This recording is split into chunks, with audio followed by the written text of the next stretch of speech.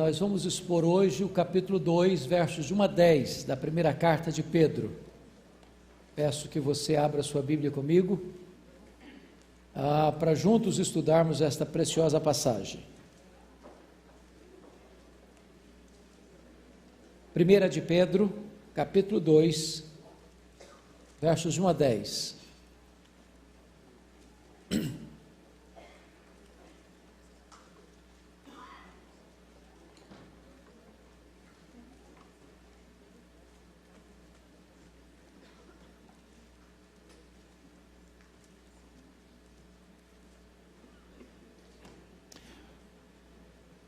Primeira de Pedro 2, de 1 a 10. Eu vou fazer a leitura, você acompanhe comigo esta leitura em silêncio. Despojando-vos, portanto, de toda maldade e dolo, de hipocrisias e invejas e de toda sorte de maledicências, desejai ardentemente, como crianças recém-nascidas, o genuíno leite espiritual, para que, por ele, vos seja dado crescimento para a salvação, se é que já tendes a experiência de que o Senhor é bondoso. Chegando-vos para ele, a pedra que vive, rejeitada sim pelos homens, mas para com Deus eleita e preciosa. Também vós mesmos, como pedras que vivem, sois edificados casa espiritual para serdes sacerdócio santo, a fim de oferecerdes sacrifícios espirituais agradáveis a Deus por intermédio de Jesus Cristo.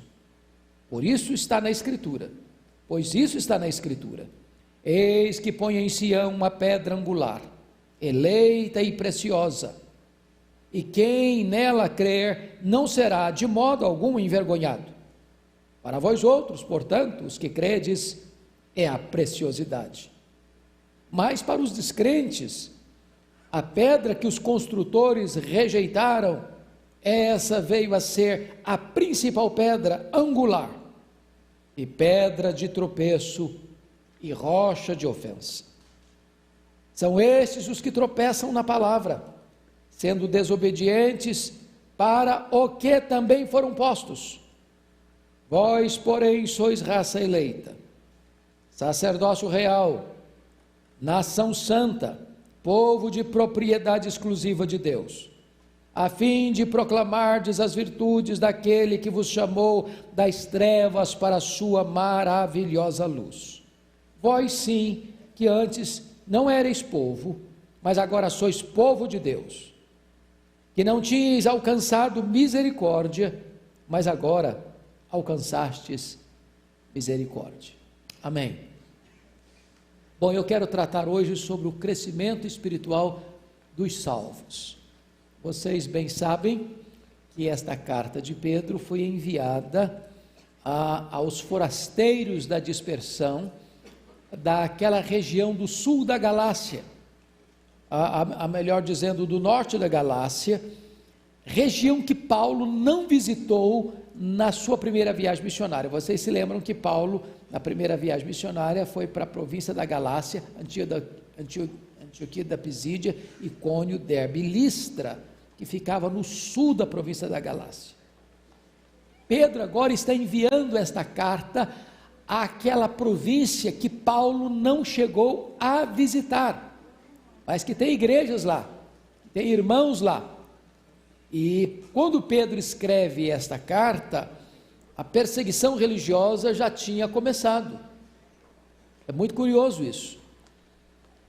Vocês se lembram que Pedro tem o apostolado para os judeus, e ele escreve para comunidades de crentes judeus, e na época do imperador Cláudio, os judeus já tinham sido expulsos de Roma, e depois de Cláudio vem Nero, e Nero começa então, sobretudo o ano 64 em diante, a perseguir os cristãos, e esses irmãos estão sendo dispersos pelo mundo, eles são forasteiros no mundo. E nesta carta, até agora, Pedro tratou primeiro da esperança que nós temos em Cristo, no mundo de perseguição, no mundo de sofrimento, no mundo onde você muitas vezes tem sua liberdade restringida, tem seus bens saqueados, você precisa se alegrar na herança eterna que você possui. Sua casa não está aqui, sua herança não está aqui, sua pátria não está aqui.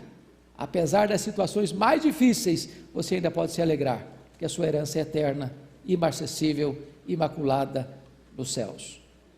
Depois Pedro ainda tratou nesse capítulo 1, a partir do verso 12, versículo 13, sobre a necessidade de, enquanto caminharmos aqui, termos uma vida de santidade. A nossa peregrinação aqui precisa ser neste mundo, mas nós deste mundo não somos. Estamos no mundo, mas o mundo não está em nós.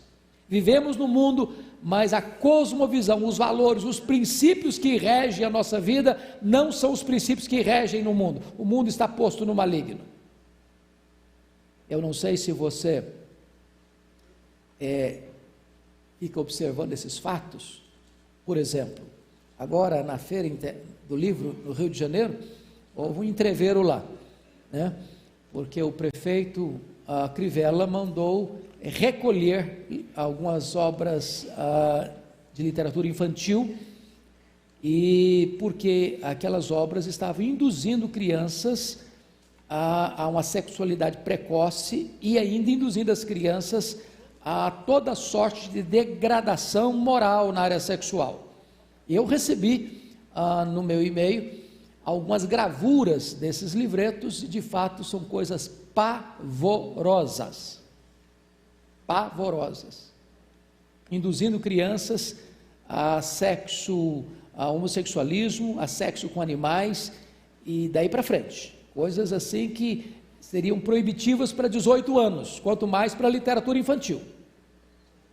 E a justiça já está contra a decisão do prefeito, achando que tudo é normal, que tudo é comum, que tudo é isso aí mesmo, que o mundo é esse mesmo, e confundindo uma coisa entre você ter tolerância e você dar o seu aval.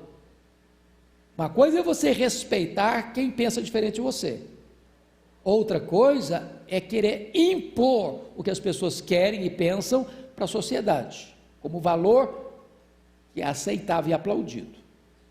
O que o Pedro está mostrando nesta carta é que você está nesse mundo, mas você não vive de acordo com o que esse mundo pensa.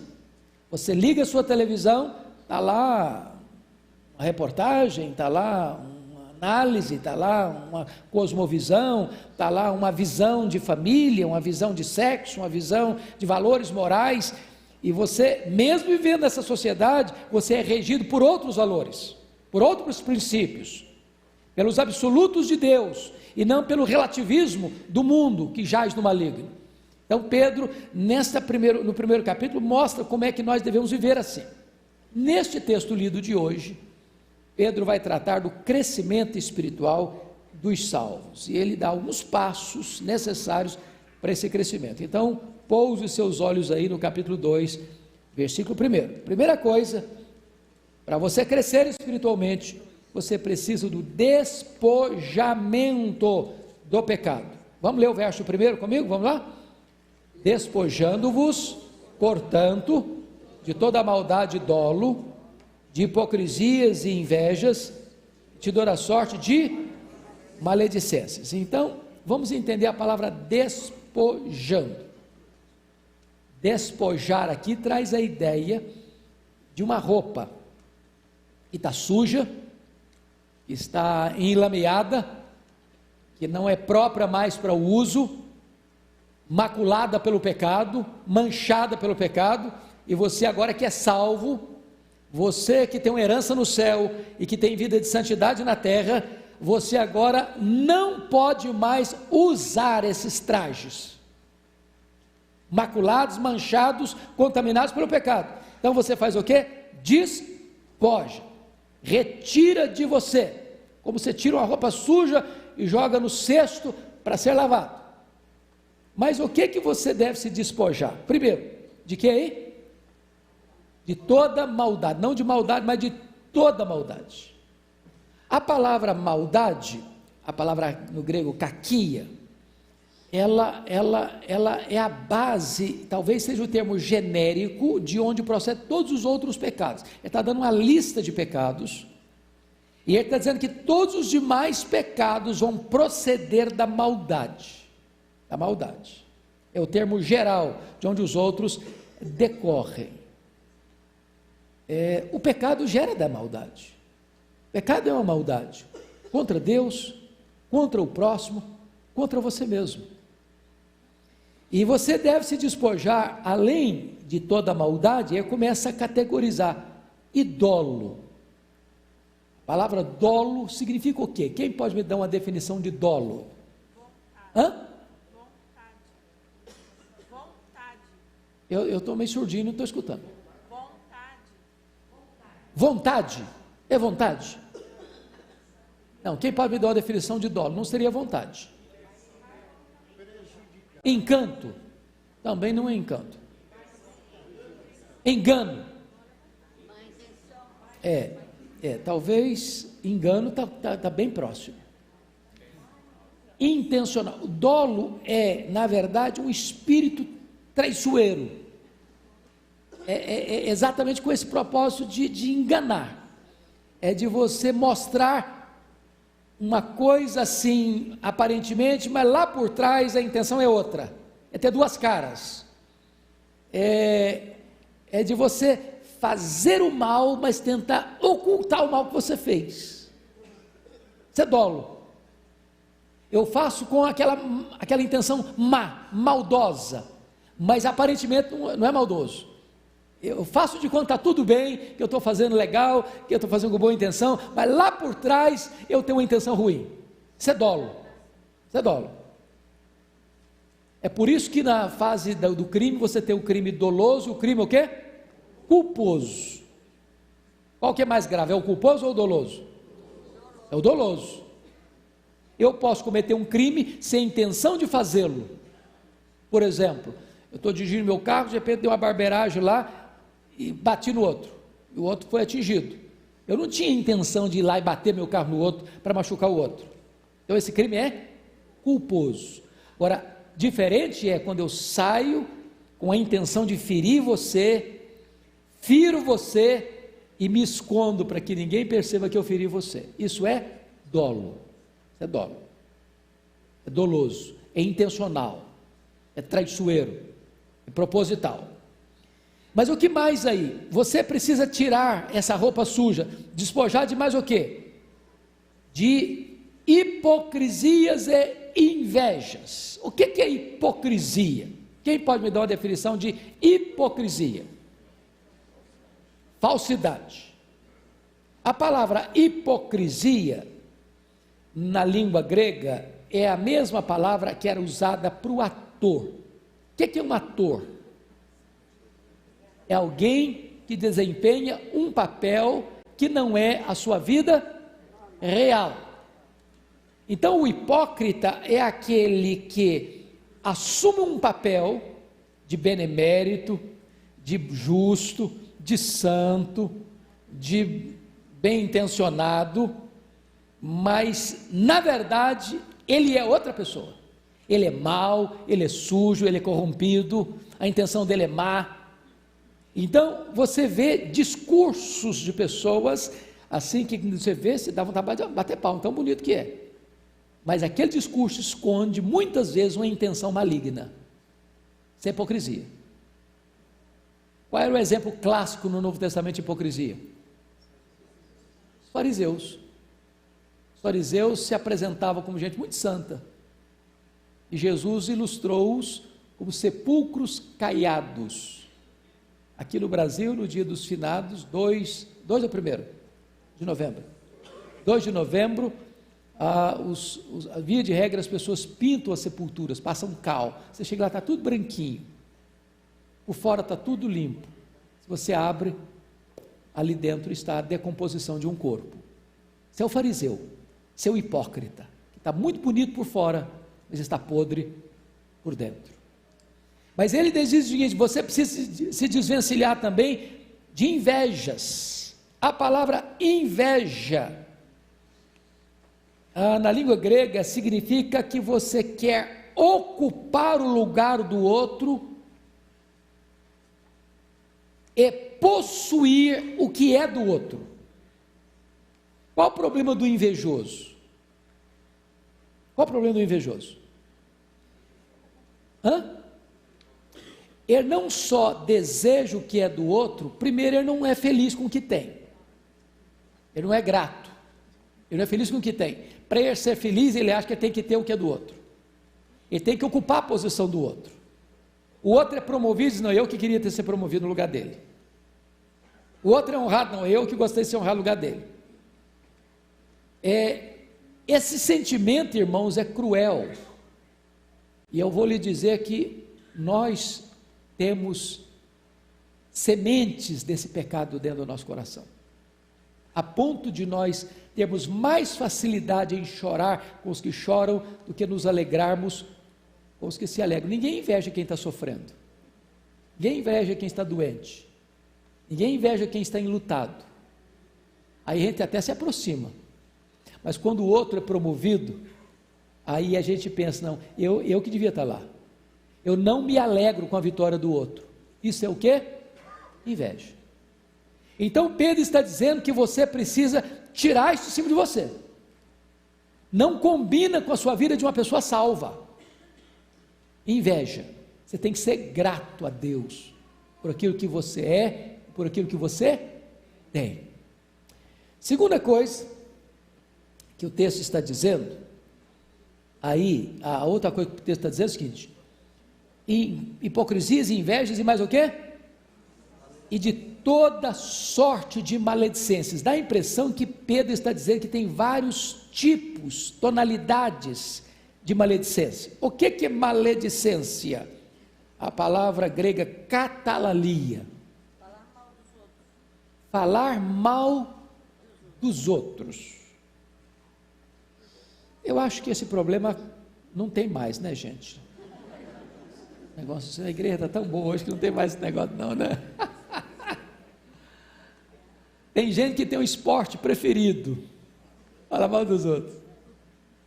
Tem gente que parece até ter um ministério na igreja, sabia?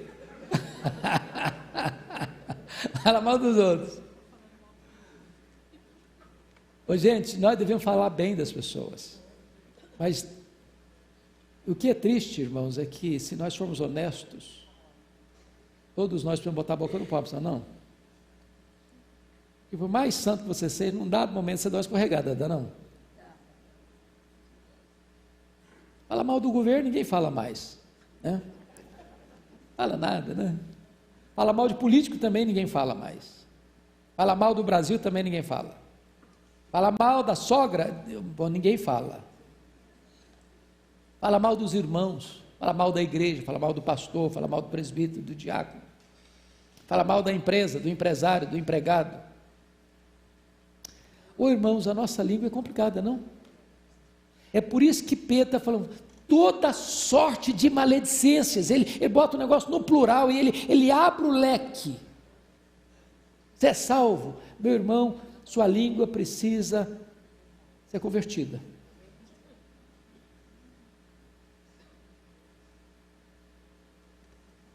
Porque se você ocupar-se dos seus pecados, você não vai ter tempo de falar dos pecados dos outros. Então, acho que nós podemos tomar algumas atitudes práticas, né? Se você chegar num ambiente que tiver um grupinho falar mal dos outros, dá uma saída. Não contribua com aquilo, não. Não coopere com isso, não. Não leve adiante isso, não. Isso não combina com você e comigo, como crentes em Cristo Jesus. Bom, nós estamos falando de crescimento espiritual. A primeira coisa é o despojamento do pecado, mas a segunda coisa para você crescer espiritualmente está no versículo 2, é a sua dieta espiritual. Pode ler comigo o verso 2 e 3, vamos lá? Desejai ardentemente, como crianças recém-nascidas, o genuíno leite espiritual, para que por ele vos seja dado o crescimento para a salvação, se é que já tendes a experiência que o Senhor é bondoso. Veja bem que Pedro passa daquilo que você tem que jogar fora para aquilo que você precisa desejar. Pedro passa da experiência do fato de você ter que despojar para aquilo que você precisa beber. E ele compara o crente como alguém recém-nascido, no sentido do alimento. Qual é o alimento que ele deseja aí? O leite espiritual, o genuíno leite espiritual. Agora pense comigo, agora eu vou pedir uma orientação para as mães aqui. A criança recém-nascida aqui é brefos, que é a criança lactante, a criança do peito, a criança que está mamando. Criança que está mamando deseja mamar? Quando a criança que saudável chora? Quando? Quando ela está com fome, quando está precisando tomar banho. Quando a criança mama, ela mama de forma o quê? Regular. Já pensou uma criança que só mama, e ela só mama uma vez por semana? As mães conhecem essa criança aqui? E aí Pedro está dizendo, olha, vocês crentes deveriam imitar as crianças recém-nascidas e desejarem de que maneira? Ardentemente. Bom, eu sei que vocês desejam ardentemente, como uma criança recém-nascida, ler a Bíblia, não é isso? Todo mundo lê a Bíblia desse jeitinho. É assim? Por que às vezes nós não crescemos espiritualmente? Por que nós nos tornamos adultos, mas bebês espirituais? É porque não tem jeito de você crescer sem você se alimentar. Como uma vez por semana e vai ver como é que vai ser seu crescimento. Não tem jeito. Então você precisa se alimentar, periodicamente, sistematicamente, como uma criança recém-nascida mama no seio da sua mãe. Mas agora, Pedro não trata apenas da regularidade da dieta espiritual, ele trata também da qualidade da dieta espiritual. Você vai desejar o quê? O leite genuíno. Tem leite contaminado? Se você toma um leite contaminado, o que acontece? Você tem uma infecção intestinal, é um problema sério. Vocês acham que hoje tem alimento contaminado? Você liga a sua televisão, tem sermão contaminado? Você compra um livro, o livro, a teologia dele é um leite contaminado? Você escuta uma música, a letra da música é leite contaminado? Então o que você precisa fazer? Você precisa desejar comer como uma criança recém-nascida, mas você precisa ser um adulto espiritual para saber se o leite está bom ou não está bom, se a comida está boa ou não está boa, se a dieta é saudável ou não é saudável. Porque muitas doenças que nós adquirimos vêm o quê? Pela boca. Se a gente come mal, a gente fica doente. Crente que come qualquer coisa, que escuta qualquer coisa, que se alimenta de qualquer coisa, que lê qualquer coisa, que escuta qualquer tipo de pregador, que não tem critério para ler um livro, ou que não tem filtro para saber se a qualidade do alimento é boa ou não, vai adoecer, vai enfraquecer. Esse alerta que Pedro está fazendo para você e para mim. Agora, notem vocês, para que você vai se alimentar regularmente de comida boa? Olha o verso 2, parte B. Para que, ó propósito, para que por ele você seja dado crescimento para a salvação. Então, você quer um crente que cresce, que amadurece, que é adulto espiritual? É um crente que despoja-se das coisas ruins e se alimenta daquilo que é bom, certo? Bom, a constatação está no verso 3, se é que tendes a experiência de que o Senhor é bondoso. Ora, se você entende que Deus é bondoso, você vai entender uma coisa maravilhosa. Está falando de alimento? A Bíblia é para você e para mim um banquete com iguarias variadas e iguarias saudáveis. A Bíblia é leite para o infante, a Bíblia é pão e carne para o adulto, a Bíblia é mel, a Bíblia é alimento. Então, esse banquete está aí à sua disposição. Deus prepara para você uma mesa. Agora, você pode ter uma mesa e um banquete e ficar lá no canto comendo pão dormido com mortadela.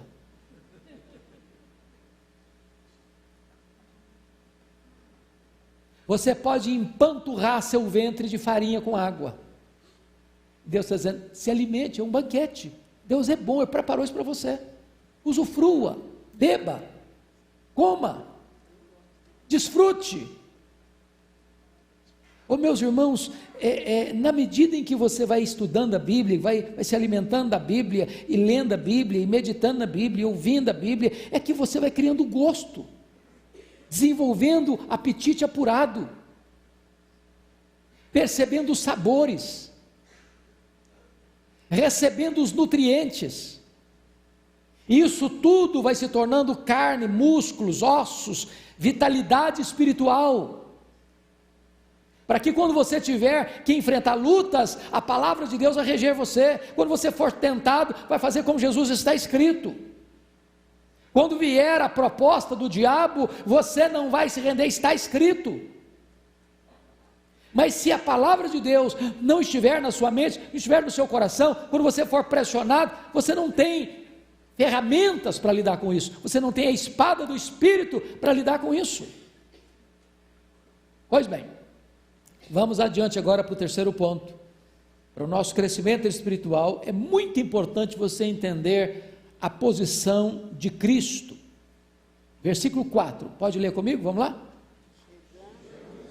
Ele, a pedra que vive, rejeitada sim pelos homens, mas para com Deus, eleita e preciosa. Então note você que Pedro passa para outra metáfora. Ele usou a metáfora da roupa suja, ele usou a metáfora do leite, agora ele passa a usar a metáfora da pedra. A pedra. E qual é a palavra dele? Chegando-vos para ele. Ele quem? Cristo Jesus. Como é que você vai ter uma vida de crescimento espiritual? Se você vai se achegando para Ele, se aproximando de Cristo, tendo comunhão com Cristo. Mas para você ter comunhão com Cristo, a primeira coisa que você precisa fazer é saber quem Ele é.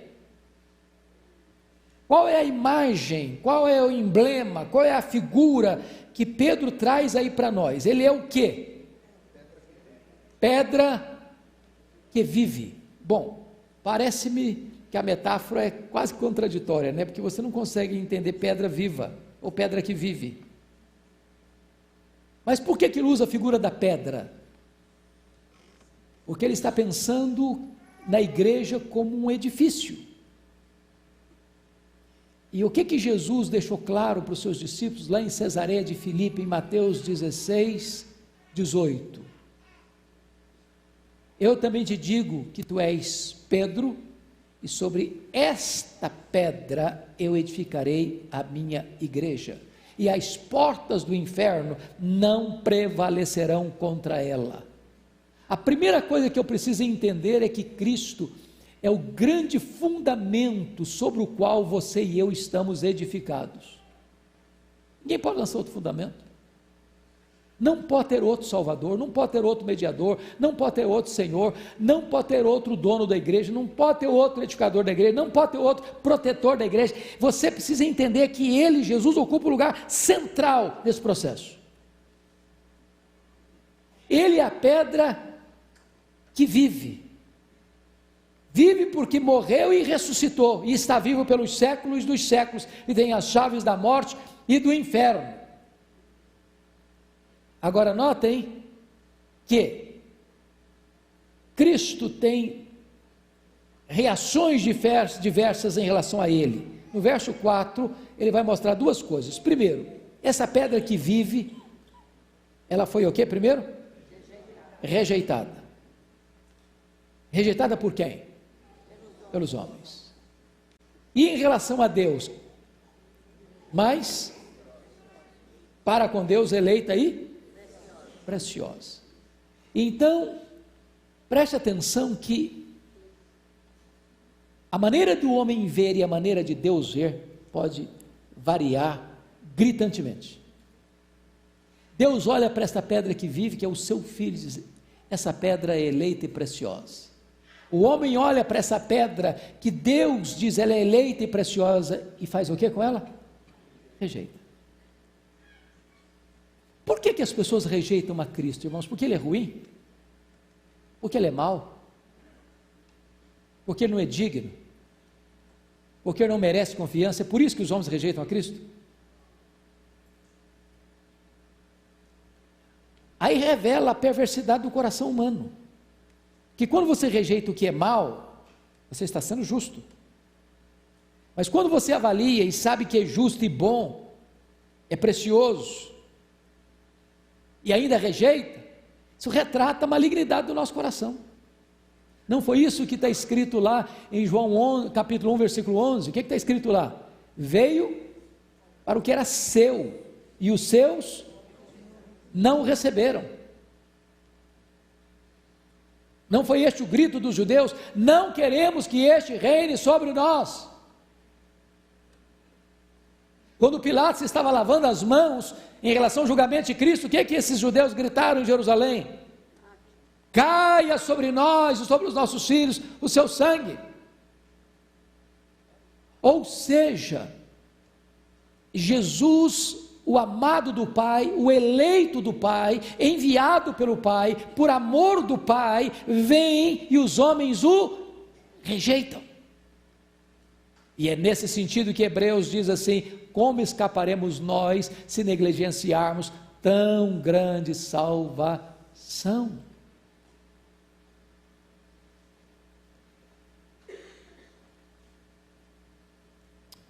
A grande pergunta é: sobre quem está fundamentada a nossa vida espiritual, a nossa salvação?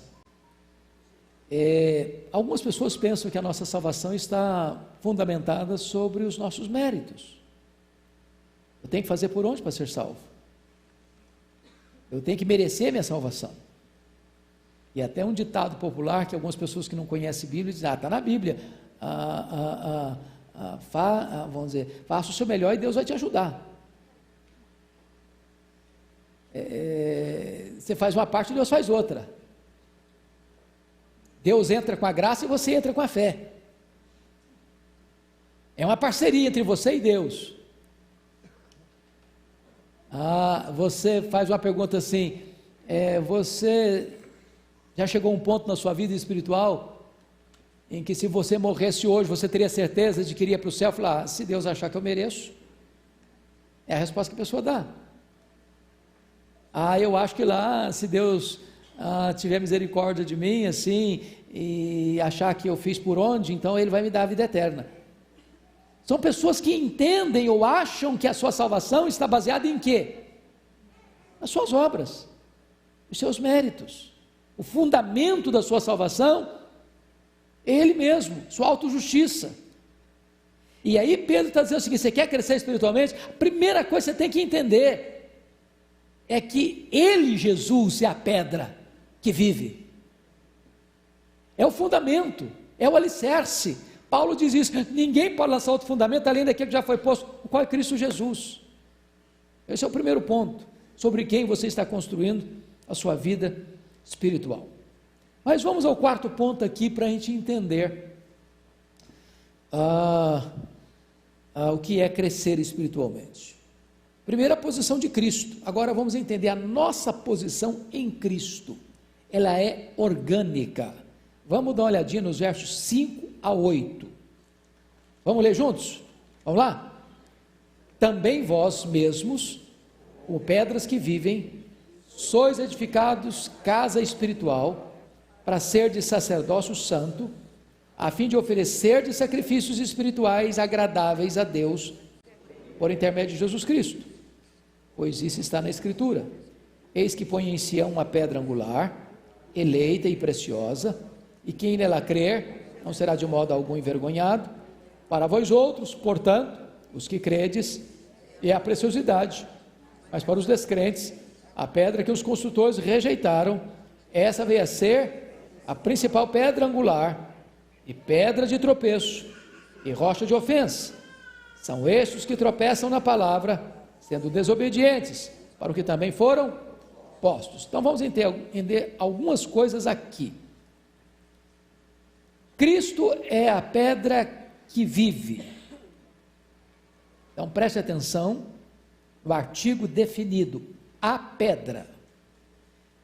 Só notinha de rodapé agora, só notinha de rodapé. Às vezes a gente encontra isso em música, em hinos, em cânticos, nas orações, nas pregações, e nós precisamos apurar isso.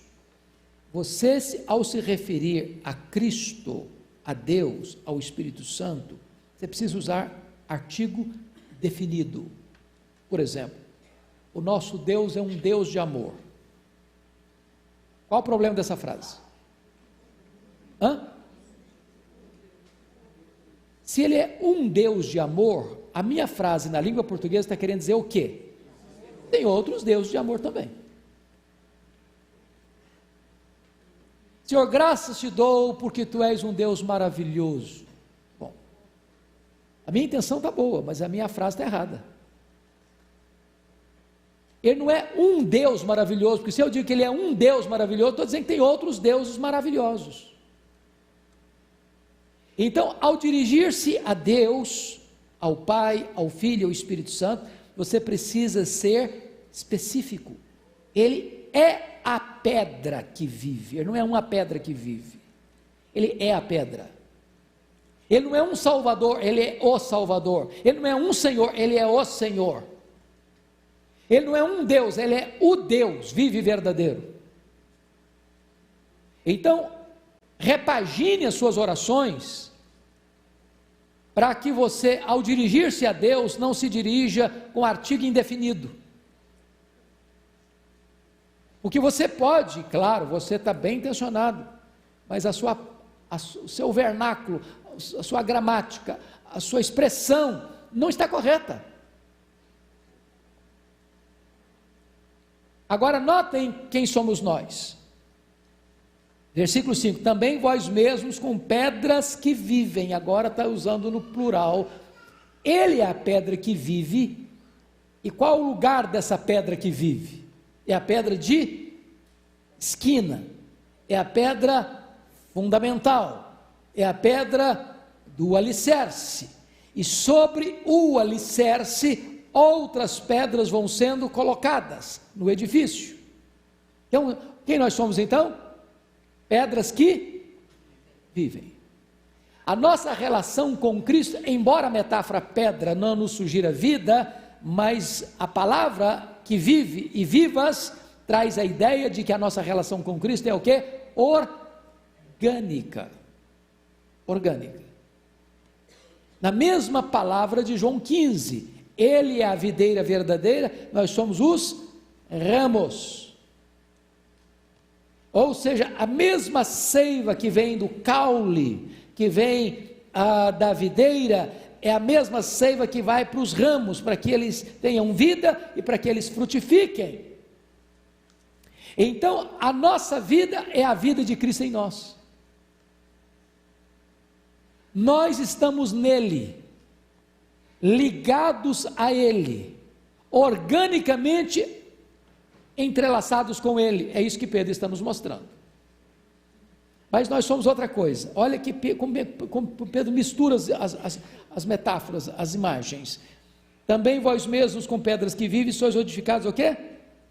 Casa espiritual. Então agora passa da pedra particular para a casa, para o edifício, para o templo. Quem nós somos então? Nós somos o quê? Casa espiritual. Na linguagem do apóstolo Paulo, nós somos o santuário do Espírito, o templo do Espírito. Agora notem vocês que além de pedras que formam o templo, agora Pedro está dizendo que você e eu somos a morada de Deus. Vamos entender bem isso aqui. Quando a Bíblia diz lá em 1 Coríntios 3,17, ou 1 Coríntios 6,19, nós somos o santuário do Espírito, nós precisamos entender o que ele está querendo dizer.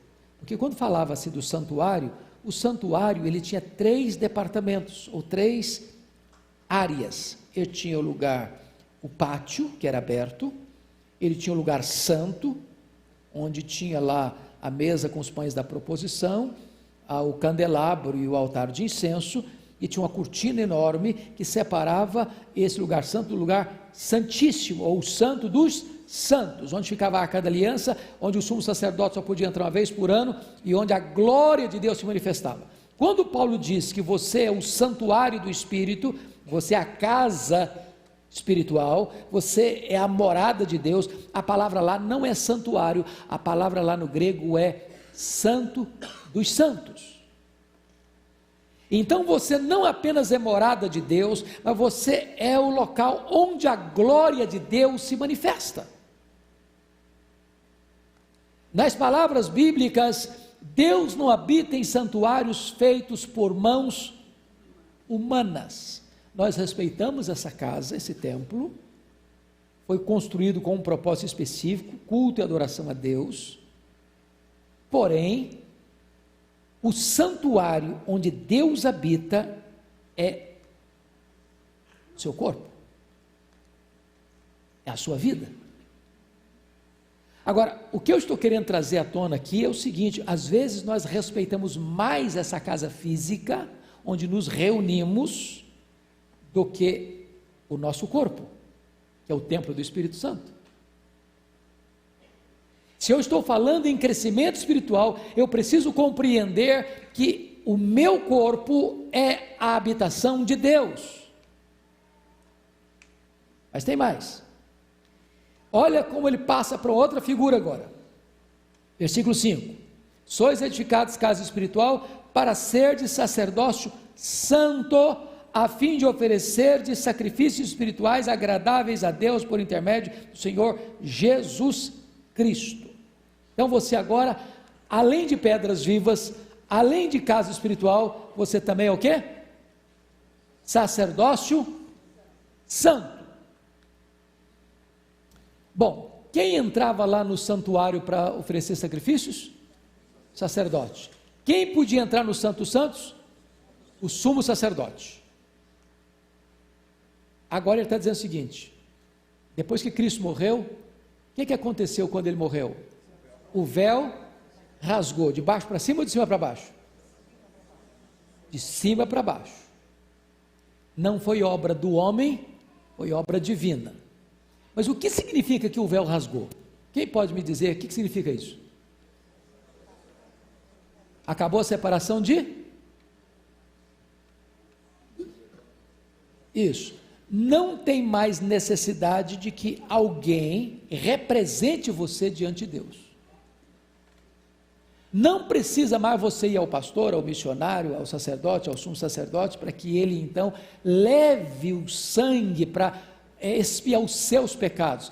Cristo fez o sacrifício perfeito, o véu rasgou, agora todos nós temos livre acesso à presença de Deus, todos nós somos sacerdotes.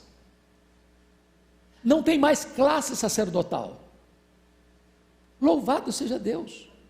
E às vezes nós, irmãos, ainda nutrimos essa ideia de que não tem mais, não existe o sacerdócio universal dos crentes. Quer um exemplo? Quantas pessoas que acham que fulano ou beltrano, seja o pastor, seja o missionário, seja a irmã fulana de tal, precisa orar porque aquela irmã, aquele irmão tem oração poderosa? Essa ideia ainda existe na igreja? É a ideia de que existe alguém com mais acesso. Deus tem muitos filhos, mas Deus não tem filhos prediletos. Se você está em Cristo, você é justo. Você foi justificado. O que a Bíblia diz? Muito pode por seus efeitos a súplica do justo. Todos nós temos livre acesso. Eu, como pastor, às vezes, tinha dia que tinha 3, 4 aniversários de criança no sábado. Eu tinha que ir nos 4, porque se eu não chegasse para fazer a oração nem do pastor auxiliar valia.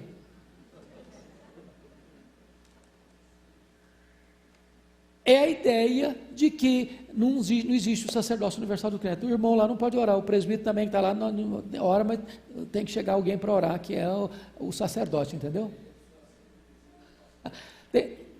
E do titular ainda. Nós cultivamos ainda essa ideia de que nós não somos sacerdotes. Perceberam isso, irmãos? Então nós precisamos corrigir isso, nós precisamos ser crentes maduros.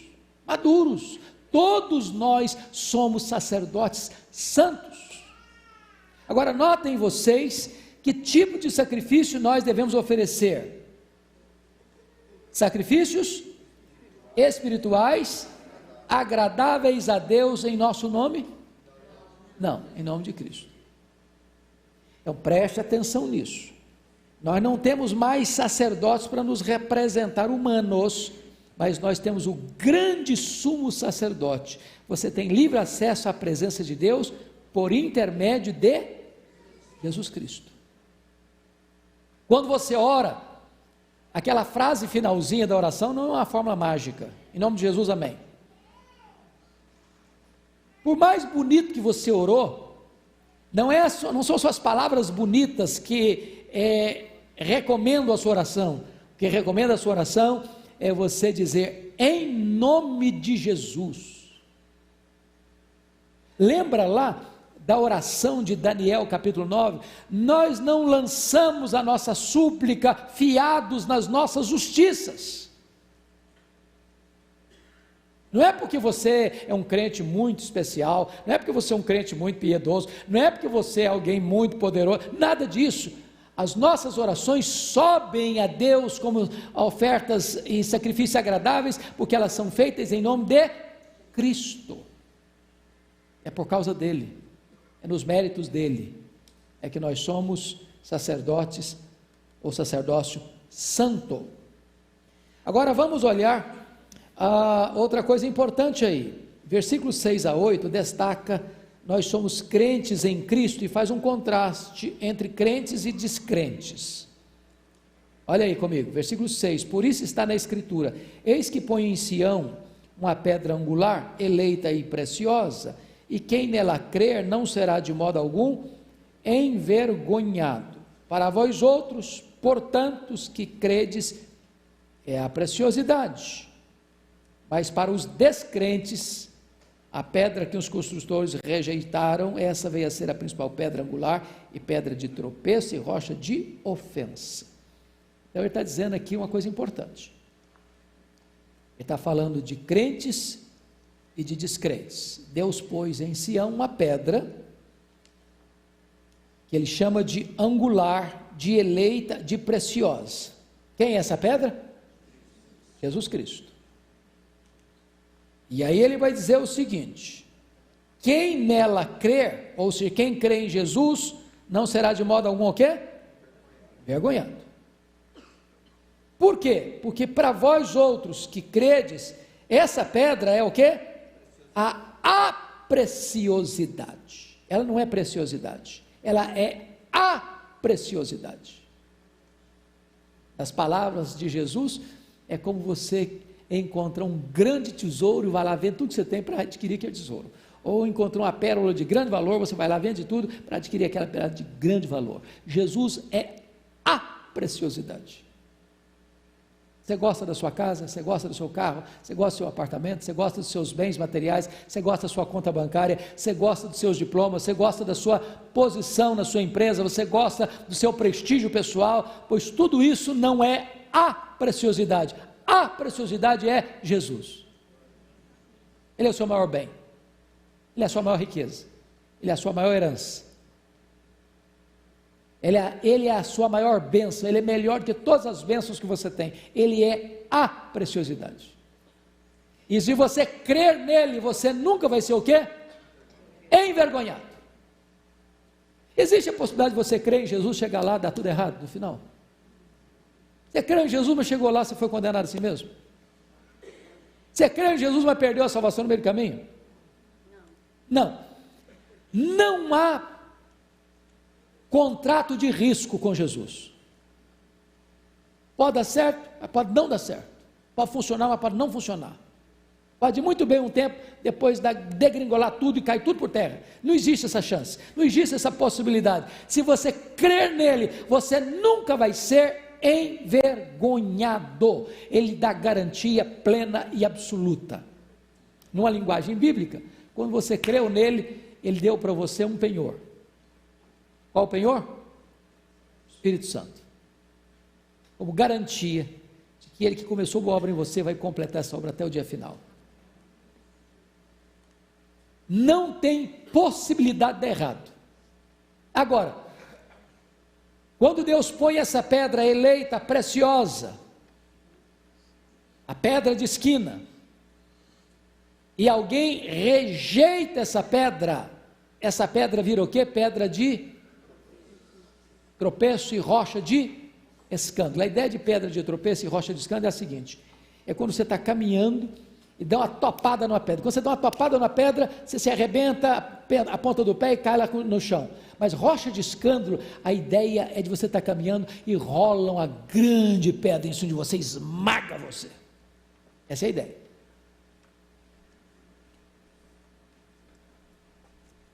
Ou seja, ninguém fica neutro em relação a Jesus. Ou ele é seu fundamento, ou você é arrebentado por ele. Porque, na verdade, a causa da condenação lá no final não vai ser suas obras, vai ser o fato de você ter rejeitado a Cristo. Quem nele crê, está salvo. Quem não crê, já está condenado. As obras vão ser apenas graus de condenação, ou para o crente, graus de recompensa, que são os galardões. Então não tem como o homem se livrar de Cristo, não. Rejeitou a Cristo? Rejeitei, ok, mas ele vai esmagar você. Vai ser uma rocha de escândalo, de ofensa. Vai rolar em cima de você. E não tem mais como fugir, porque ele que hoje é o advogado, amanhã vai ser o juiz. Vai ser o juiz. Pois bem, vamos ao quinto ponto. A nossa identidade espiritual é clara. Agora vamos todos ler o versículo 9, por favor. Vamos juntos? Vós, porém, sois raça eleita, sacerdócio real, nação santa, povo de propriedade exclusiva de Deus, a fim de proclamar as virtudes daquele que vos chamou das trevas para a sua maravilhosa luz. Veja você que Pedro vai reunir no verso 9 uma série de informações e de declarações de identidade. Quem nós somos? Em primeiro lugar, nós somos o quê? Raça eleita. Quando ele diz raça eleita, porque nós somos mais que um. Ele comprou com seu sangue aqueles que procedem de toda tribo, raça, povo, língua e nação. Então, dentre as muitas nações, Deus forma uma nação. Nós somos estrangeiros entre as nações, porque das muitas nações, nós somos a nação de raça eleita.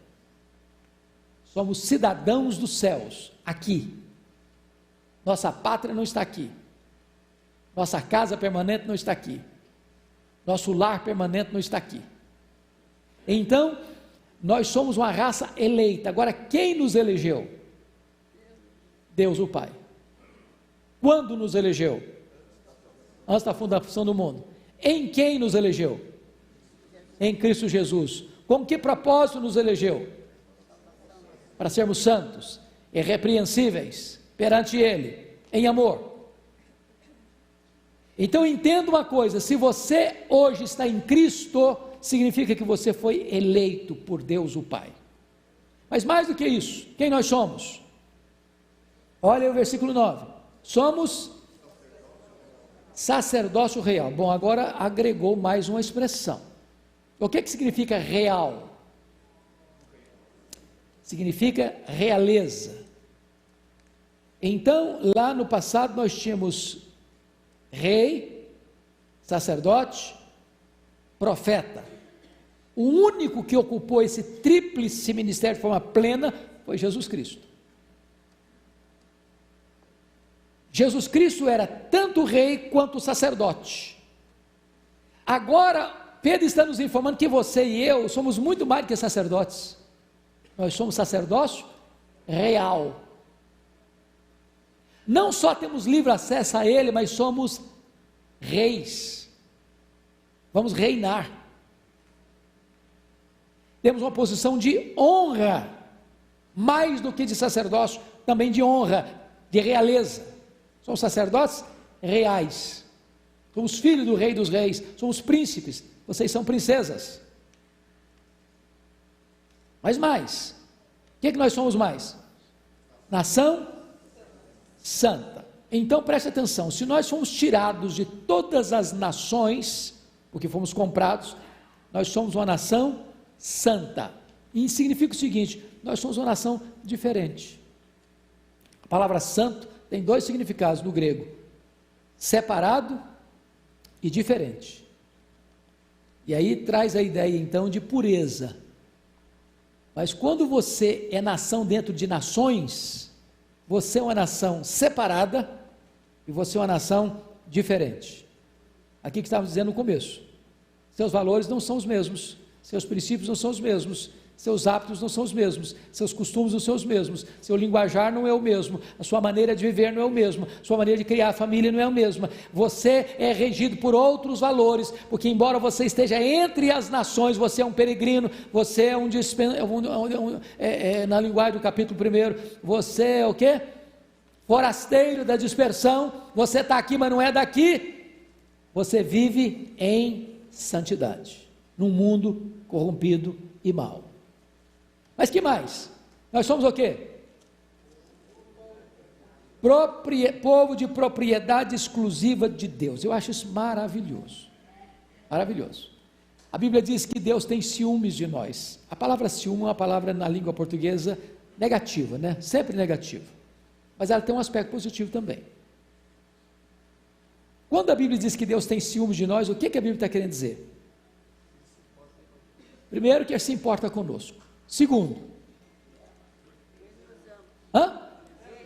zelo por nós. Zelo por nós. Deus não nos divide com ninguém. Deus não deixa a gente ser metade dele e metade do outro. Deus não abre mão de ter você por completo. Você é dele, completamente dele, exclusivamente dele. Ele fez uma aliança com você: eu sou o seu Deus, você é meu povo. Acabou. Agora, vamos pensar noutra imagem aqui: propriedade exclusiva de Deus. O que dá valor a você e a mim é o fato de você ser propriedade exclusiva de Deus.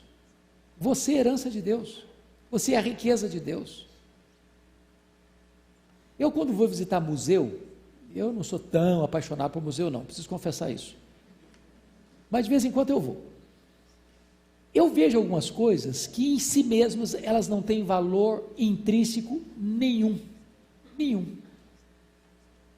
Às vezes é uma roupa, às vezes é um calçado, às vezes é uma bengala, às vezes é um objeto pessoal.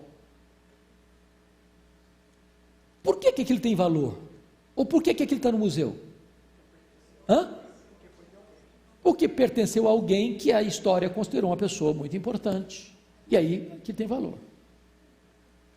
Então, em mim mesmo, eu tenho valor nenhum.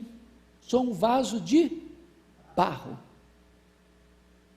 E eu diria até barro ruim, viu? barro de péssima qualidade. Mas o que está dentro de mim, a presença de Deus, é um tesouro incalculável. Mas como Deus me comprou, e eu sou dele de duas formas: eu sou dele porque ele me criou, e eu sou dele porque me comprou, eu sou propriedade exclusiva dele, e ele tem zelo por mim. Então eu sou propriedade exclusiva dele. Quem toca em você, toca na menina dos olhos de Deus. então você é precioso para Deus, porque você é propriedade exclusiva dele. Essa é a linguagem de Pedro. Bom, mas para que você é tudo isso? Olha aí no versículo 9, a parte B. Vamos lá? A fim de proclamardes as virtudes daquele que vos chamou das trevas para a sua maravilhosa luz. Então, todo aquele que foi chamado por Deus para a salvação é um enviado de Deus para a proclamação. Não tem exceção aqui. Você e eu somos raça eleita, sacerdócio real, nação santa, povo de propriedade exclusiva de Deus, a fim de, com o propósito de, fazer o quê? Proclamardes. Proclamar o quê? As virtudes, os atributos, as qualidades, o caráter, a pessoa, as grandes obras de Deus e o ser de Deus. Você proclama quem Deus é, as virtudes de Deus, a fim de proclamar as virtudes daquele que vos chamou das trevas para a sua maravilhosa luz. E aí você entende outra coisa: você não proclama um Deus de segunda mão, você proclama o Deus vivo, que mudou a sua história, que arrancou você das trevas, que colocou você na luz, que perdoou os seus pecados, que deu para você um novo coração, uma nova mente, uma nova vida, uma nova família, uma nova pátria, aquele que resgatou você da casa do valente, da potestade de Satanás, do império das trevas. Oh, irmãos amados, quem foi tirado do fogo não pode ficar passivo diante daquele que está ainda lá no cativeiro, na escravidão, no pecado, na morte espiritual. Você e eu precisamos ter pressa e paixão para fazer isso. Pressa e paixão para fazer isso. Mas eu quero concluir. Veja você, qual é a motivação de pregar essa mensagem? Pode ler o 10 comigo? Vós sim, que antes não eres povo, mas agora sois povo de Deus, e não tinhas alcançado misericórdia, mas agora alcançastes misericórdia. Bom, eu devo pregar com a seguinte motivação: é que esse Deus Todo-Poderoso, Ele fez uma obra em mim. Eu não era povo, agora sou povo. Eu estava perdido, eu fui achado.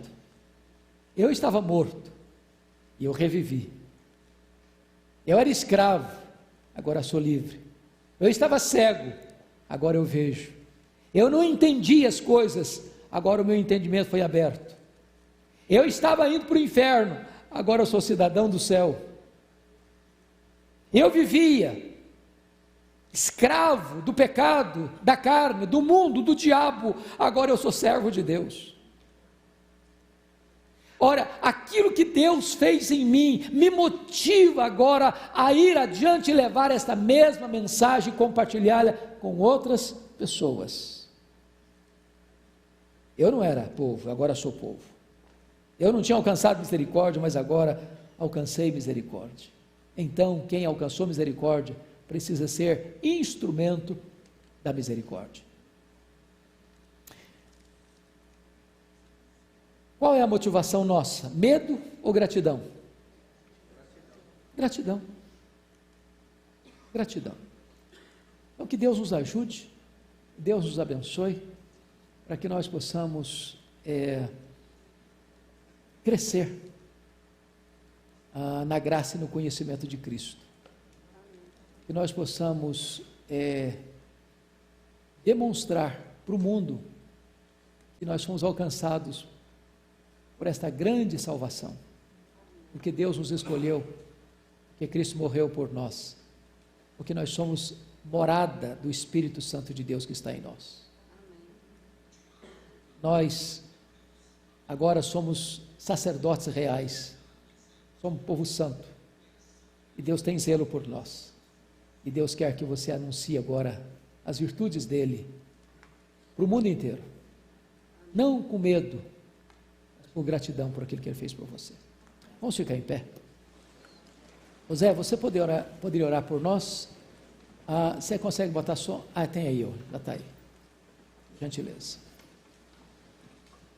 Santo Eterno Deus, Pai amado, Deus da graça e da misericórdia, nós te agradecemos, Senhor, porque o Senhor nos trouxe à tua casa esta manhã, para que nós pudéssemos cantar louvores, agradecer por tudo aquilo que o Senhor tem feito em nossas vidas, agradecer principalmente por Jesus Cristo, teu Filho amado, que veio a esse mundo, se fez homem, tomou sobre si os nossos pecados e ao morrer lá na cruz, derramando o seu precioso sangue, nos deu a vida eterna. Amém. Te agradecemos por esses momentos de reflexão e aprendizado na tua palavra. Amém. Te agradecemos porque o Senhor nos proporcionou a possibilidade, nos ensinou a ler e nos deu a tua palavra escrita por homens santos, homens que foram inspirados pelo Senhor e pelo Espírito Santo. Amém. Nós te agradecemos por esses momentos que passamos aqui e te pedimos, Senhor, que o Espírito Santo que habita em nós nos acompanhe a cada dia, a cada minuto, a cada segundo, e nos encoraje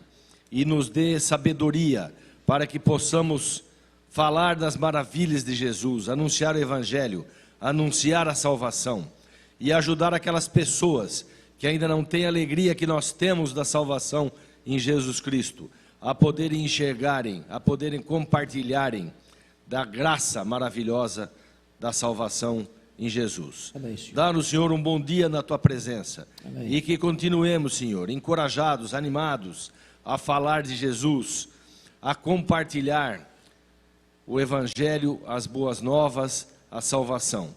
E que o Senhor nos ajude também, que nós possamos dar exemplo a cada dia e cuidarmos, Senhor, porque nós sabemos que o Espírito Santo vive em nós, nós somos templos do Espírito Santo, mas nós somos pecadores miseráveis, nós precisamos da tua graça e da tua misericórdia. E é no nome precioso de Jesus que nós oramos e agradecemos. Amém. Amém.